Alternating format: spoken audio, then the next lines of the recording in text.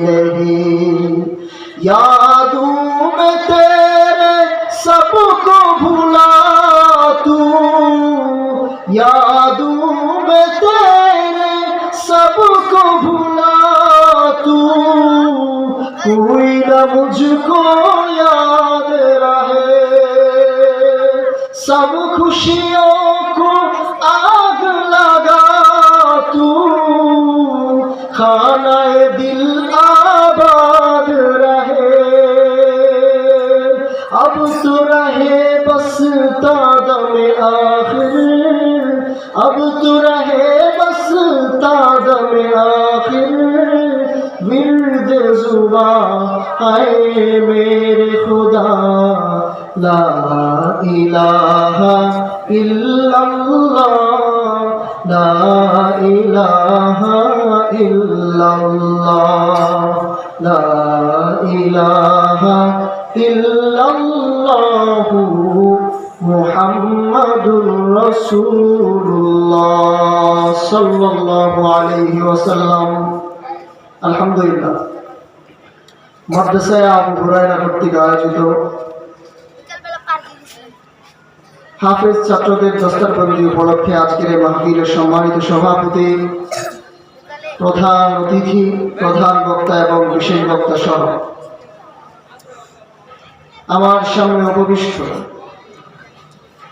বিভিন্ন অঞ্চল হতে আগত দিন প্রিয়, ইসলাম প্রিয় মুসলমান ভাইয়েরা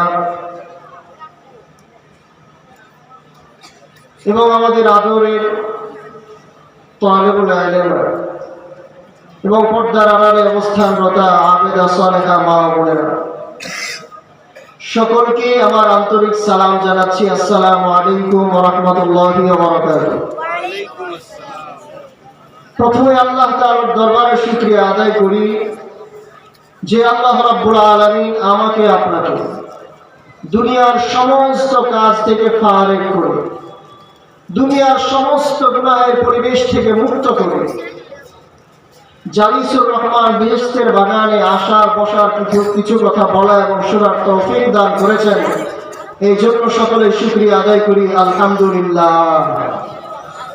আমরা আরো শুকরিয়া আদায় করি যে আল্লাহ তাআলা আমাদেরকে সুস্থ রেখেছেন। আমাদের মতো অনেক মানুষ হাসপাতালের বেডে শুয়ে আছে, ঠিক না? আমাদের মতো অনেক মানুষ চার স্টলে বসে বসে টিভি দেখতেছে, সিনেমা দেখে দেখে গুনাহের কাজে সময় নষ্ট করতেছে। আল্লাহ তাআলা তাদের কাতারে আমাদেরকে শামিল না করে মুসল্লিদের কাতারে শামিল করে তার কুদরতি পায়ে সিজদা করে পবিত্র এশারের নামাজ আদায় করে এমন একটি মুহূর্তে জলসায় আসার এবং বসার তৌফিক দিয়েছেন। এই জন্য শুকরিয়াকে আস্তে আদায় করা দরকার না জোরে? সবাই আমার জোরে সোরে মস্তক অবনত চিত্তে বলি আলহামদুলিল্লাহ। লাখ কোটি দরুদ ও সালাম আকায়ে নামদার, মদিনা কে তাজদার জনাবে মুহাম্মদুর রাসূলুল্লাহ সাল্লাল্লাহু আলাইহি ওয়াসাল্লাম। সম্মানিত উপস্থিতি, সময় স্বল্প, আপনাদের সামনে আমি পবিত্র কোরআনুল কারীমের 103 নম্বর সূরা আপনাদের সামনে তেলাওয়াত করেছি। আরো কিছু বিভিন্ন অংশ থেকে আয়াতে কারিমা তেলাওয়াত করেছি। যদিও সময় হবে না, তারপরেও এই সূরা এবং এই আয়াতের কিছু অংশ আলোচনা করার চেষ্টা করব। ওয়া তাওফীকি ইল্লা বিল্লাহ। কোরআন আল্লাহ তাআলার কিতাব। পূর্বে আল্লাহ তাআলা যত সব নবী পাঠিয়েছেন, তাদের উপরে যত সব কিতাব নাযিল করেছেন, সেইগুলো ছিল কিতাবুল্লাহ, আল্লাহ তাআলার কিতাব। কিন্তু আমাদের উপর আল্লাহ তাআলা যেটা নাযিল করেছেন এটা কিতাবুল্লাহ নয়, এটা হচ্ছে কালামুল্লাহ। সুবহানাল্লাহ। দুনিয়ার মধ্যে যদি আমরা কোনো বই পড়ি, কোনো উপন্যাস পড়ি, খুব খেয়াল করে আলোচনা শুনবেন, অল্প সময় কথা হবে। দুনিয়ার মধ্যে যদি আমরা কোনো বই পড়ি, কোনো কিতাব পড়ি, কোনো কবিতা পড়ি, যেটাই পড়ি না কেন, ওই বইয়ের নিচে শেষ অংশে লেখা থাকে যে যদি এই কিতাবের মধ্যে, এই বইয়ের মধ্যে যদি কোনো ভুল থাকে আমাদেরকে ধরিয়ে দিবেন, আমরা আপনার কাছে চিরকৃতজ্ঞ থাকবো। এটা লেখা থাকে কি থাকে না? এই কথার উদ্দেশ্য হলো এই কিতাবের মধ্যে অবশ্যই কোনো না কোনো ভুল আছে। কোরআন এমন একটি কিতাব যে আল্লাহ তাআলা এই কোরআনকে নাজিল করেছেন। নাজিল করার পরে কোরআন শরীফের ২য় নম্বর সূরা, সূরাতুল বাকারার ২য় আয়াতের মধ্যেই আল্লাহ তাআলা শুরুতে চ্যালেঞ্জ করে দিয়েছেন, যালিকাল কিতাব, ইহা এমন একটি কিতাব, লা রাইবা ফি, যার মধ্যে কোনো সন্দেহের অবকাশ নাই। সুবহানাল্লাহ। তো নিঃসন্দেহে আমরা বলতে পারি যে এই কিতাবের মধ্যে কোনো সন্দেহের অবকাশ নাই। এই কথা কে বলেছে? আল্লাহ তাআলা বলেছে। যে কিতাবের শিক্ষা দেওয়া হয় মাদ্রাসায়ে আবু হুরায়রাতে, আপনার সন্তান যেন যোগ্য হাফেজ হয়, আলেম হয়, আলেমে রব্বানি হয়, সেই চেষ্টা নিরন্তরভাবে করে যাচ্ছে মাদ্রাসায়ে আবু হুরায়রা রাদিয়াল্লাহু তাআলা আনহু। এই মাদ্রাসা যে কোরআনের শিক্ষা অর্জনের জন্য আমার আপনার কলিজার টুকরা সন্তানকে এই মাদ্রাসায় দিয়েছে, এই শিক্ষার মূল্য কত, এই সম্পর্কে আমাদের কিছু জানার দরকার আছে না? জগৎ হচ্ছে তিনটা, খুব খেয়াল করে শোনেন। জগৎ কয়টা? তিনটা। রূহের জগৎ, দুনিয়ার জগৎ, কবরের জগৎ। জগৎ কয়টা? তিনটা। শিক্ষা কয়টা? দুইটা। জাগতিক শিক্ষা, পরকালীন শিক্ষা। জাগতিক শিক্ষায় যদি কেউ শিক্ষিত হয়, তার ভিতরে যদি পরকালীন শিক্ষা না থাকে, তাহলে সে যত বড় শিক্ষিত হবে, সে তত বড় দুর্নীতিবাজ। আপনারা দেখেন বাংলাদেশের মধ্যে যারা দুর্নীতি করে, যারা খুন করে, যারা রাহাজানি করে, সব বাদ দিলাম, বড় বড় সেক্টরে যারা ঘুষ খায়, এরা কি ভাবছেন শিক্ষার অভাবে ঘুষ খায়? বলেন, শিক্ষার অভাবে ঘুষ খায় না। শিক্ষার অভাবে ঘুষ খায় না, তাদের ভিতরে পরকালীন শিক্ষা না থাকার কারণে তারা দুর্নীতিবাজ হয়। তারা পরকালীন শিক্ষা না থাকার কারণেই তারা ঘুষ খায়। সুতরাং শিক্ষা দুই প্রকার, জাগতিক শিক্ষা, পরকালীন শিক্ষা।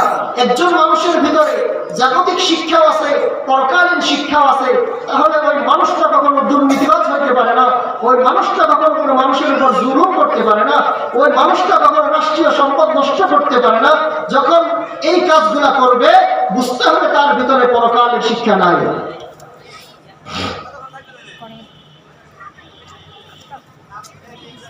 হযরত উমর ফারুক রাদিয়াল্লাহু তাআলা আনহু অর্ধ জাহানের বাদশা ছিলেন, এই কথা সবাই জানেন। যদি কোনো মানুষের ভিতরে জাগতিক শিক্ষা নাই কিন্তু পরকালীন শিক্ষা আছে, তাহলেও তার আল্লাহর কাছে দাম আছে, তাহলেও সে জান্নাতি হবে। কিন্তু কোনো মানুষের ভিতরে জাগতিক যত শিক্ষাই থাকুক না কেন, পরকালীন শিক্ষা না থাকলে তার কোনো আল্লাহর কাছে দাম নাই।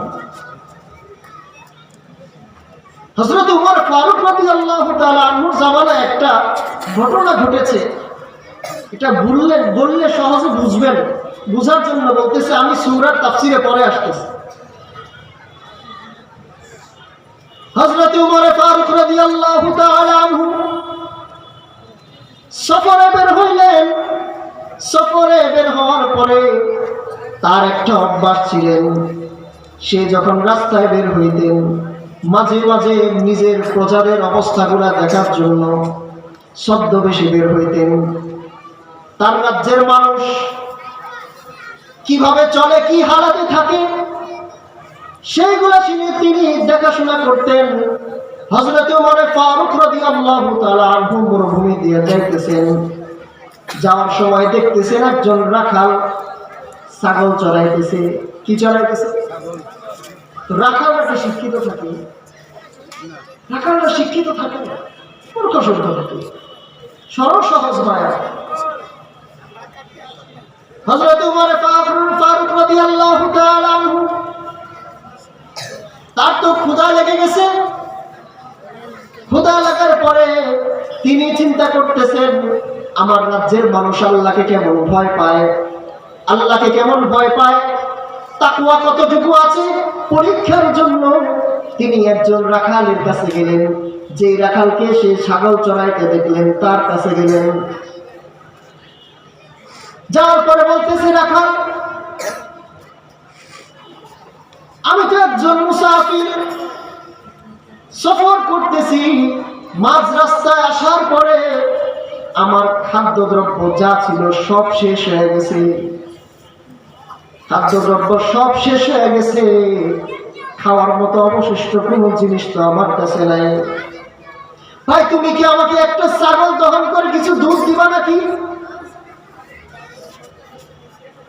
রাখালের কাছে কথা বলার পরে রাখাল বলতেছে, ভাই, এই ছাগল আমি চড়াই ঠিক, কিন্তু এই ছাগলের মালিক তো আমি না, এই ছাগলের মালিক তো অন্যজন।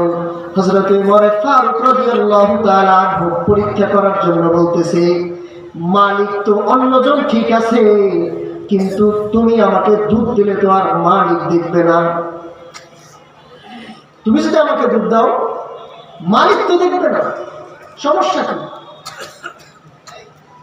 রাখাল কোনোভাবেই রাজি হইতেছে না। সুবহানাল্লাহ, আল্লাহর ভয়। রাখাল কোনোভাবেই রাজি হইতেছে না। এক পর্যায়ে ওমর ফারুক রাদিয়াল্লাহু তাআলা আনহু তাকে একটা বিশাল অফার দিয়ে দিলেন। কিন্তু ওই রাখাল তো চিনে না এটা অর্ধজাহানের বাদশা তার কাছে আসছে। অর্ধজাহানের বাদশা হযরত উমর ফারুক রাদিয়াল্লাহু তাআলা আনহু তার কাছে আসছে, সেই রাখালে চিনে না। বলতেছে, ভাই, অফার দিতেছে, আমি তোমাকে মোটা অঙ্কের কিছু টাকা দিব, টাকার বিনিময়ে একটা ছাগল তুমি আমার কাছে বিক্রি করে দিবা। বিক্রি করার পরে ওই টাকা দিয়ে তুমি লাভবান হইবা, তুমি তোমার সংসার ভালোভাবে চালাইতে পারবা, আর আমিও তার দুধ দহন করে পান করি আমি আমার ক্ষুধা নিবারণ করতে পারবো। যদি মালিক তোমাকে জিজ্ঞাসা করে, মালিককে বলবে একটা ছাগল বাঘে খেয়ে ফেলেছে, এই কথা বললে তো মালিক তোমাকে কিছু বলবে না, কারণ কিছু বলারও নাই। বন জঙ্গলে ছাগল চড়াইলে 2-4টা ছাগল বাঘে খেতেই পারে, এটা স্বাভাবিক ব্যাপার। এই কথা যখন তুমি তোমার মালিককে বলবা, মালিক তোমাকে কিছুই বলবে না। এই কথা শোনার পরে সেই রাখাল বলতেছে, ভাই,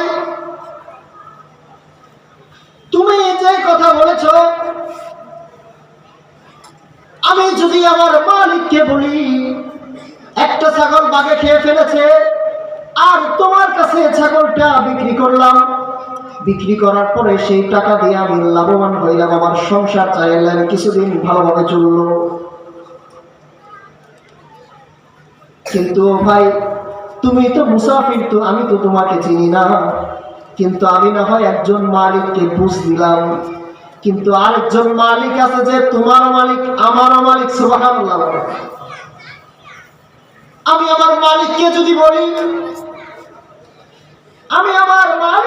বলি, বাঘে ছাগল খেয়ে ফেলেছে, এটা সে 100% বিশ্বাস করবে, আমার উপরে তার 100% বিশ্বাস আছে।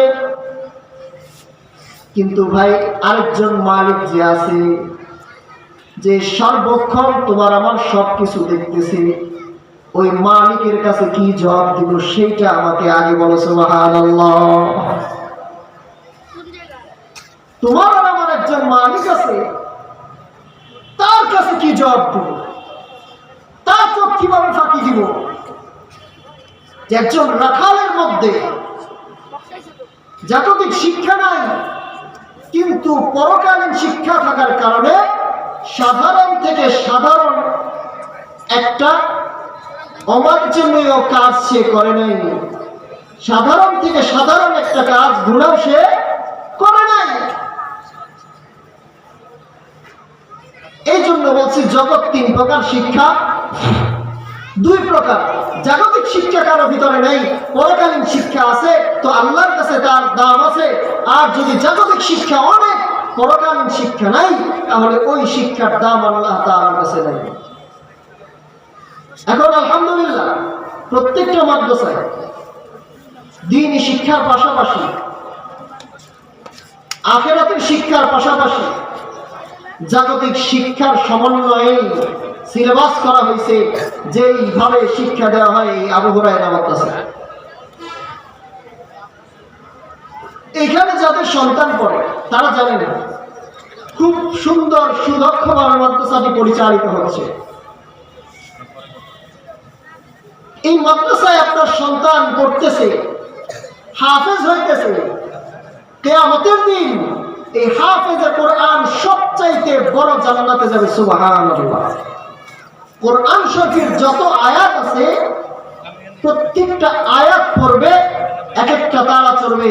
আল্লাহ তাআলা হাফেজকে বলবে পড়ো আর চলো, যত আয়াত পড়বে তত তলা জান্নাতের সে মালিক হবে। সুবহানাল্লাহ। আমি আপনাদের সামনে যে আয়াতে যে সূরাটা তেলাওয়াত করেছি, এই সূরাটা 3 আয়াত বিশিষ্ট একটি সূরা। মুফাসসিরিনে কেরাম লেখেন যে সাহাবায়ে কেরাম, বিভিন্ন রিওয়ায়াতে আছে সাহাবায়ে কেরাম যদি একজনের সাথে একজনের সাক্ষাৎ হইতো, সালামের আগে এই সূরাটা একজন আরেকজনকে শোনাইতো। সুবহানাল্লাহ। এই সূরার মধ্যে আল্লাহ তাআলা সময়ের কসম খাইছে। আল্লাহ তাআলা কসম খাইছেন সময়ের কসম, কারণ কসম খাইলে কাজের প্রতি গুরুত্ব হয়, ঠিক না? কেউ যদি কয় ভাই আমি তো আজকে ঢাকায় যে চিড়িয়াখানাটা দেখে আসছি, চিড়িয়াখানার বাঘ দেখে আসছি, আমি গেছিলাম ওইখানে, তো বললাম না আমি বিশ্বাস করি না, আল্লাহর কসম আমি গেছিলাম, তখন বিশ্বাস করি। সংক্ষেপে বলতেছে আল্লাহ তাআলা কসম খেয়ে বলতেছেন, সময়ের কসম খেয়ে আল্লাহ তাআলা বলতেছেন ওয়াল আসর, সময়ের কসম, ইন্নাল ইনসানা লাফি খুসর, নিশ্চয় মানুষ ক্ষতিগ্রস্ত, সকলে ক্ষতিগ্রস্ত, 4 শ্রেণীর লোক ব্যতীত। কয় শ্রেণীর লোক ব্যতীত? ভাই মিট বাড়ায় দেব, কন্ট্রোল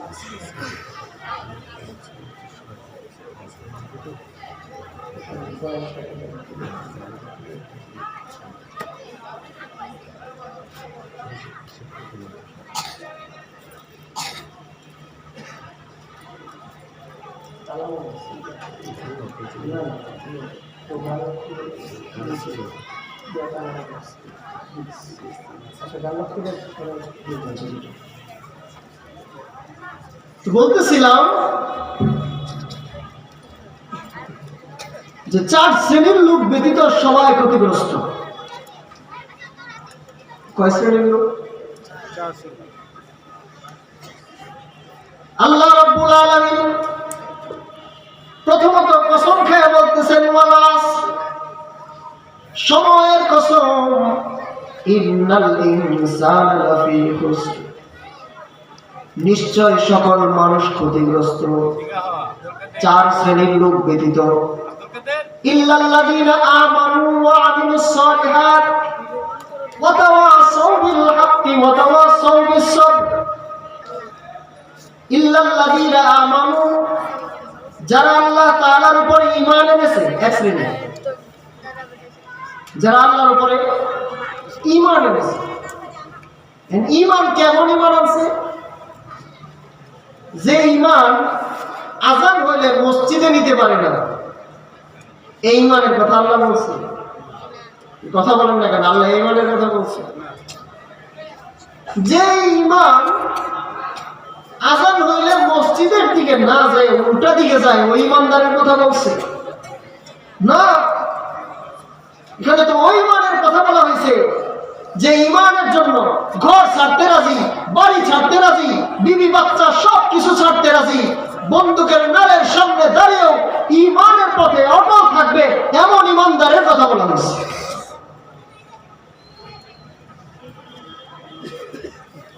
ইমান বড় মূল্যবান সম্পদ।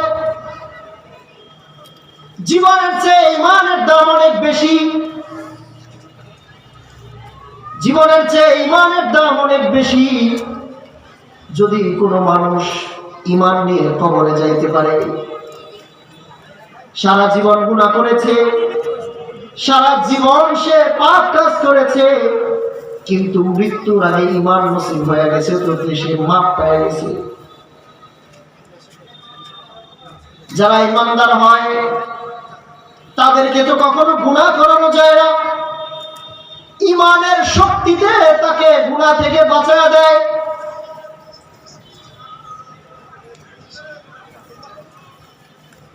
হযরতে জালালউদ্দিন সুয়ুতী রাহমাতুল্লাহি আলাইহি তার এক কিতাবের মধ্যে 3 জন পাক্কা ইমানদার যুবকের ঘটনা বর্ণনা করছে, শুনবেন নাকি? আচ্ছা, একটা কথা, আমরা যারা ব্যবসা বাণিজ্য করি, খেয়াল করে শুনেন, যারা ব্যবসা বাণিজ্য করে, যারা অটো চালায়, যারা গাড়ি চালায়, ভ্যান চালায়, যে যে কাজ করে না কেন, সবাই কি চায়? আমার কাজটা যেন সুন্দর হয়, না চায় না? যে যে কাজে করে কি চায়? সুন্দর হয়, আমার কাজটা যেন সুন্দর হয়। আপনারা বলেন তো, সুইপার চিনেন তো? সুইপারও চায় যে আমার একটু আগে পরিষ্কার করাটা যেন সুন্দর হয়, চায় না? আপনারা কোথায় বসছেন জানেন? কোথায় বসছেন জানেন? জান্নাতের বাগানে বসছেন। কেমন বাগান? আসমানে তারা যে উঠলে যেমন আমরা দেখি ঝলঝল করতেছে, না দেখি না? এই যে মজলিস গুলা, যেখানেই মাহফিল হইতেছে, ফেরেশতাদের চোখে এই মাহফিল গুলা সেই তারকার নাই, তাদের চোখে ঝলমল করতেছে। সুবহানাল্লাহ। এমন জায়গায় বসছেন, তো এই জায়গায় বসার কি সৌন্দর্য আছে বলেন? আপনারা যেভাবে বসছেন, এটাকে কোনো সুন্দর বসাইছে বলেন তো? মানচিত্রের মতো বসাইছে। সবাই সামনে আগে আসেন, জিকির করি, লা ইলাহা ইল্লাল্লাহ। জিকিরে জিকিরে আগে আসি, লা ইলাহা ইল্লাল্লাহ, লা ইলাহা ইল্লাল্লাহ। আর সামনে, লা ইলাহা। কারো সামনে যেন ফাঁকা না থাকে, কারণ ফাঁকের সামনে যদি জায়গা ফাঁকা থাকে তাহলে জায়গার সামনে কে বসবে বলেন? এটাও দেখি জানেন যে সামনে ফাঁকা রাখেন কেন? সুযোগ দেন না। লা ইলাহা, জোরে, লা ইলাহা ইল্লাল্লাহ, লা ইলাহা, লা ইলাহা ইল্লাল্লাহু মুহাম্মাদুর রাসূলুল্লাহ সাল্লাল্লাহু আলাইহি ওয়াসাল্লাম। পাক্কা ইমানদার 3 জন যুবকের ঘটনা বলবো, খুব মনোযোগ দিয়ে শুনবেন। ইমান তাজা করতে হইলে, ইমানকে পাকাপোক্তা করতে হইলে ইমানদারদের কিছু ঘটনা, ইমানদারদের কিছু বৈশিষ্ট্য যদি জানি, তাদের কিছু কথা যদি শুনি, ইমান দীপ্ত কিছু ঘটনা কিতাবের মধ্যে বিভিন্ন মুসান্নিফ রাহমাতুল্লাহি আলাইহিরা লিখে গেছেন আমাদের জন্য, আমাদের শিক্ষার জন্য, যেটা শোনার মাধ্যমে আমার ইমানটাও যেন তাজা হয়। 3 জন যুবক দ্বীনের দাওয়াত নিয়ে গেছে। দাওয়াত নিয়ে যাওয়ার পরে ওই এলাকার বাদশা ছিল জালেম, তার কাছে খবর চলে গেছে যে আমাদের বাপদাদার ধর্ম নষ্ট করার জন্য কে যেন দ্বীনের দাওয়াত নিয়ে আসছে। 3 জন যুবক, কত বড় সাহস, আমাদের এলাকায় আসছে, তারা দ্বীনের দাওয়াত দিতে। গ্রেফতার করা হয়েছে, বাদশার কাছে নিয়ে যাওয়া হয়েছে। সংক্ষেপে বলতেছে, বাদশা বলতেছে, ও যুবক, তোমরা দ্বীনের দাওয়াত নিয়ে আসছো, তোমাদের তো সাহস কম নয়। আমার রাজ্যে আমার হুকুম চলে, অন্য কারো হুকুম চলে না। এই কথা বলার পরে যুবককে অফার করছে, ইসলামকে ছেড়ে দাও, না হয় তোমাদেরকে কতল করা হবে, নৃশংসভাবে তোমাদেরকে হত্যা করা হবে। এমন সময় ছোট ভাইকে বলতেছে, তুমি কি ঈমান ছাড়বা নাকি তোমার জীবন দিয়ে দিবা? কড়াইয়ের মধ্যে তেল গরম করা হলো, সংক্ষেপে বলতেছে, হুজুর চলে আসছে।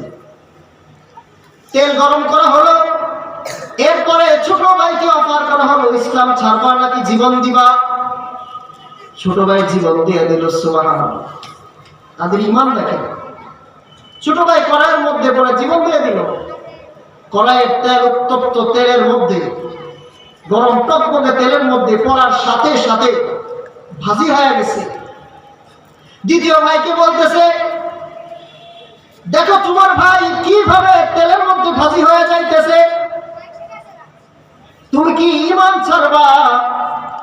তুমি কি ঈমান ছাড়বা নাকি তোমার জীবনে এইভাবে দিয়ে দিবা? দ্বিতীয় ভাইটাও এইভাবে জীবন দিয়ে দিল, কারণ তারা ছিল পাক্কা ঈমানদার। আমার আপনার মতো গরু খাওয়া ঈমানদার নয়, জিলাপি খাওয়া আর সিন্নি খাওয়া ঈমানদার নয়, তারা ছিল পাক্কা ঈমানদার।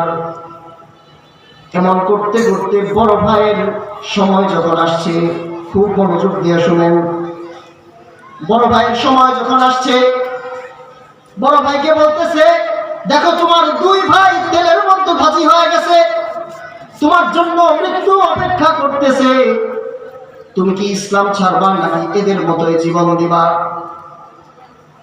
বলতেছে, ওরে জালেম, তুমি কি আমাকে মৃত্যুর ভয় দেখাও নাকি? তুমি তো আমাকে মৃত্যু দেখাইতেছ, তেলের মধ্যে আমার দুই ভাই ভাজি হয়ে গেছে, আমি তো এখানে জান্নাত দেখতেছি। সুবহানাল্লাহ, আমি তো এখানে মরণ দেখি না, আমি তো আল্লাহর জান্নাত দেখি। এবার তার রাজ্যের একজন উজির ছিল, বলতেছে, বাদশা, মুসলমানদের ঈমান সম্পর্কে আপনার ধারণা নাই, মুসলমানরা কখনো মরণ দেখে ভয় পায় না, ঈমানদাররা কখনো মৃত্যু দেখে ভয় পায় না।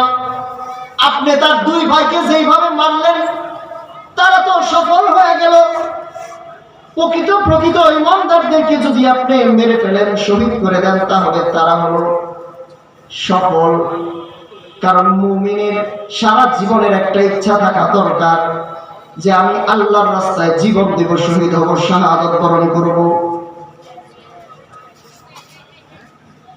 মুমিন তো মারা গেল মানে জিতে গেল, মুমিন মারা গেছে মানে দ্বীনের জন্য জীবন দিছে, মানে শাহাদাত বরণ করছে, মানে সে সফল। কারণ শহীদের লাশ কখনো পচে না। কিয়ামতের দিন আল্লাহ তাআলার দরবারে যারা শহীদ হয়েছে, দ্বীনের জন্য যারা জীবন দিয়েছে, রক্তাক্ত অবস্থায় উঠবে আর জান্নাতে যাবে। সুবহানাল্লাহ। সময় সংক্ষেপে উজির বলতেছে, বাদশা, আপনাকে আমি একটি বুদ্ধি দিতে পারি, কারণ মুসলমানকে কখনো এইভাবে আপনি ভয় দেখাইতে পারবেন না, কিন্তু একটা কাজ করা যাইতে পারে, মুসলমানকে যদি গুনাহ করানো যায় তাহলে তার ঈমান দুর্বল হয়ে যায়। মুসলমানকে যদি গুনাহ করানো যায় তাহলে তার ঈমান দুর্বল হয়ে যায়, আর মুসলমানের ঈমান যখন দুর্বল হয়ে যায় তাহলে ওই মুসলমানকে দিয়ে গুনাহ করানোই সহজ হয়। গুনার কাজ করলে ঈমান দুর্বল হয়ে যায়, আর ঈমান যখন দুর্বল হয়ে যায় তাহলে আর তাকে দিয়ে যে কোনো কাজ করাইতে কোনো বাধা থাকে না। তাহলে কি করা দরকার? রাজা, আপনাকে আমি একটি বুদ্ধি দিতে পারি। আমার একটা সুন্দরী মেয়ে আছে, প্রাপ্তবয়স্ক একটা মেয়ে আছে, আপনি যদি আমাকে তার বিনিময়ে পুরস্কার দেন তাহলে আমি আপনাকে সেই বুদ্ধিটা দেব। রাজা বললেন, ঠিক আছে, আমি রাজি হইলাম, তোমাকে উপযুক্ত পুরস্কার দিব, এবার বুদ্ধিটা বলো। বলতেছে, রাজা মশাই, আমার মেয়ে হলো প্রাপ্তবয়স্ক বড় সুন্দরী মেয়ে, এই মেয়েকে আর এই যুবককে এক ঘরের মধ্যে 40 দিন আটকায় রাখা হোক। নাউজুবিল্লাহ। যুবক তো সাধারণ কোন ইমানদার নয়, যুবক তো পাক্কা ইমানদার। যখন তাদেরকে ঘরের ভিতরে রাখা হলো, একদিন যায়, 2 দিন যায়, 3 দিন যায়, মেয়েটা তাকে যখন মদের পরিবর্তে পানি দেওয়া হয়েছে, মেয়েটা যখন তাকে মদ খাওয়াইতে যায়, সে মদ খায় না, পানিও খায় না, কোনো কিছুই খায় না। তাকে হারাম খাদ্যগুলো দিয়ে ঘরের মধ্যে আটকে রাখা হয়েছে, কারণ হারাম খাবার খাইলে মুমিনের ঈমান দুর্বল হয়ে যায়। যুবক তো সাধারণ কোন ইমানদার নয়, পাক্কা ইমানদার। যখন তাকে মেয়েটা গুনাহের দিকে আহ্বান করে, তার দিকে ফিরেও তাকায় না।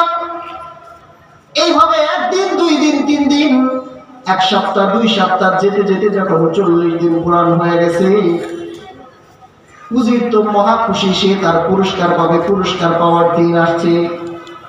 এমন সময় ঘরের মধ্যে যখন দরজার মধ্যে নক করছে, দরজা খুলে দিছে। খোলার পরে দেখে কি, যে মেয়েটাকে, তার যে উগ্র মেয়েটাকে সেখানে পাঠাইছে, দেখে যে দরজা খোলার পরে তার মেয়ের মধ্যে কেমন যেন নমনীয় ভাব চলে আসছে। সুবহানাল্লাহ। বলতেছে, মা, তোমাকে যে কাজের জন্য এখানে পাঠাইছি, তুমি কি সফল হয়েছ নাকি? মেয়ে বলতেছে, বাবা, আমাকে আপনি যে কাজের জন্য পাঠাইছিলেন, এই যুবকের ঈমান নষ্ট করার জন্য আপনি আমাকে পাঠাইছেন। এই যুবকের ঈমান নষ্ট করতে গিয়া তার ঈমানটাই আমার ভিতরে ঢুকে গেছে। সুবহানাল্লাহ। সৎসঙ্গে স্বর্গবাস, অসৎসঙ্গে সর্বনাশ। সুহবতে চলে তোরা চলে কোনা, সুহবতে তলে তোরা তলে কোনা। সৎসঙ্গে স্বর্গবাস, অসৎসঙ্গে সর্বনাশ। বলতেছে, বাবা, 40 দিন এই রুমের মধ্যে থেকে আল্লাহ তাআলার কুদরত আমি আমার নিজ চোখে দেখেছি। আল্লাহ তাআলার কুদরত আমি আমার নিজ চোখে দেখেছি। আমি যখন তাকে মদ পান করার জন্য আহ্বান করছি, সে মদ পান করে না। এই 40 দিনের মধ্যে 1 ফোঁটা পানিও সে পান করে নাই। আপনি যত খাবার দিয়েছেন, একটা খাবার সে গ্রহণ করে নাই। বাবা, আমি আল্লাহর কুদরত নিজ চোখে দেখেছি। যুবককে যখন আমি রাত্রিবেলা বিছানার দিকে জেনার জন্য আহ্বান করি, এই যুবক আমার দিকে না তাকাইয়া সে যায় নামাজ নিয়ে তার প্রভুর দরবারে দাঁড়ায় যায়। তার প্রভুর কুদরতি পায়ে সে সিজদায় অবনত হয়ে যায়। যে সারা রাত ভর এই যুবক যায় নামাজে দাঁড়ায় দাঁড়ায় নামাজ পড়ে। নামাজ পড়ার পরে আমি দেখেছি তার চতুর্পাশে এমন সব খাবার দাবার এসে যায়, যে খাবার দাবার আমি দুনিয়ায় কোনোদিন কখনোই দেখি নাই। সুবহানাল্লাহ। এই সমস্ত কিছু দেখে আমি তো ঈমান গ্রহণ করে ফেলেছি। ও মুসলমান, বলতেছিলাম, ইমানদার সাধারণ কোনো বিষয় নয়। ঈমান তো এমন এক দৌলত। আপনার ঈমান আছে তো আপনার হাসির দাম আছে, আপনার ঈমান আছে তো আপনার খাওয়ার দাম আছে, আপনার ঈমান আছে তো আপনি যে কাজ করেন সেটা ইবাদতের মধ্যে গণ্য হবে। সুবহানাল্লাহ। আপনার ঈমান আছে তো সব আছে, ঈমান নাই তো কিচ্ছু নাই।